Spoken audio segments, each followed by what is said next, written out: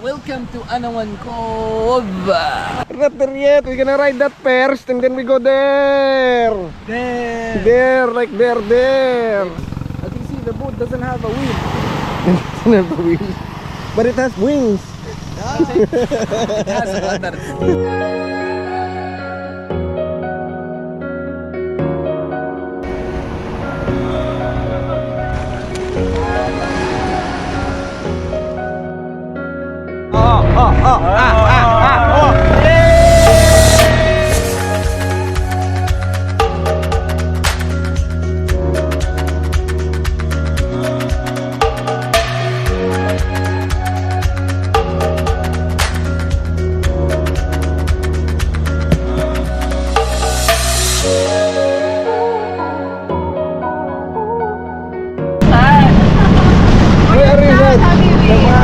On that side and I'm enjoying the view.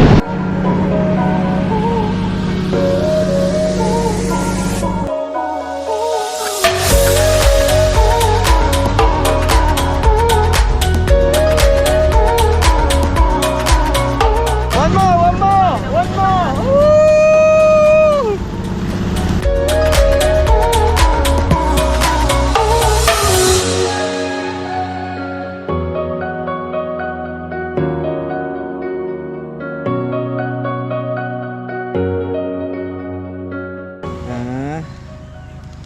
Ilaw lang kayo dito. May target ka na ba? Kaya matutulog ka lang? Cheers. There goes the sun.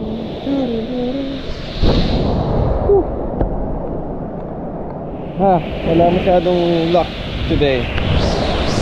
Medyo kakasilang lang ng araw after such a long day na wala, as you may see. And we'll see. Maybe tomorrow we'll get some luck. And yes, tulad ng sabi ko guys, wasn't lucky at all. No sunset. Ganda sana ng spot eh. Doon ako nang hinayang. Pero syempre, we had the whole day to rest and chill.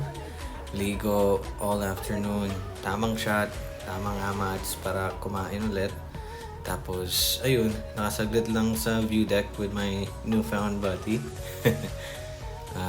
Bumaba din agad kasi malapit lang naman, mga 10 to 15 minutes lang nalakad pataas. And then, dun nag-start yung long night to kill. Hingan. Pero, the view. It's a view.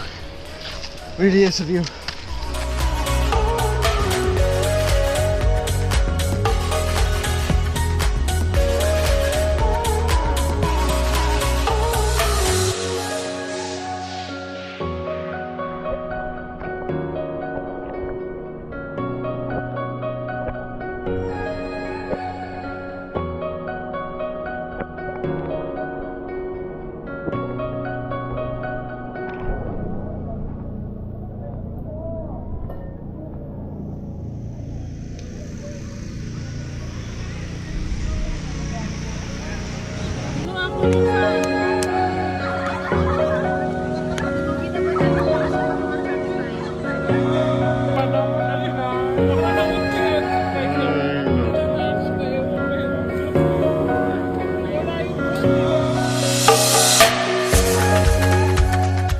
Good morning guys. So yeah, woke up to no sunrise pa rin, umaambon.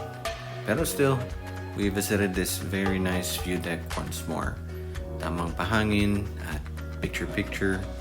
I can only imagine kung gaano ka-perfect ng view na to kung napagbigyan lang ng magandang panahon. But next time, you know, weather forecast talaga din palagi at huwag sa tagulan na season.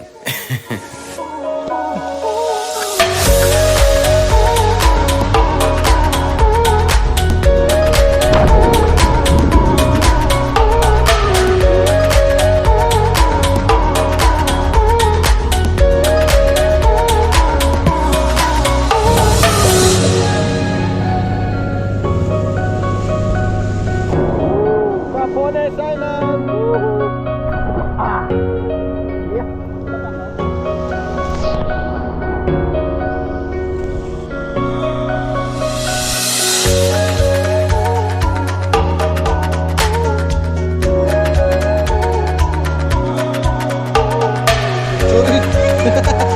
Dito ako.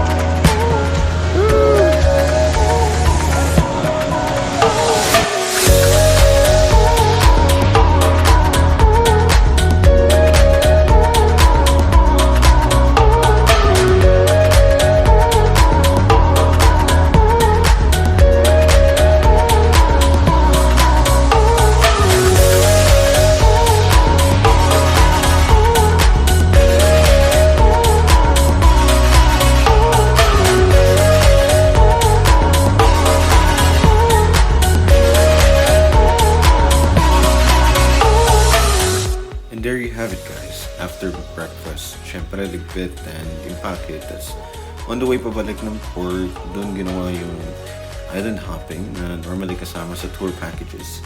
So if you ever get to visit dito, huwag mo na kayo magbihes ng pang-uwi kasi you wouldn't want to miss enjoying the beauty of Capone and Camara Island where the Sandbar is located.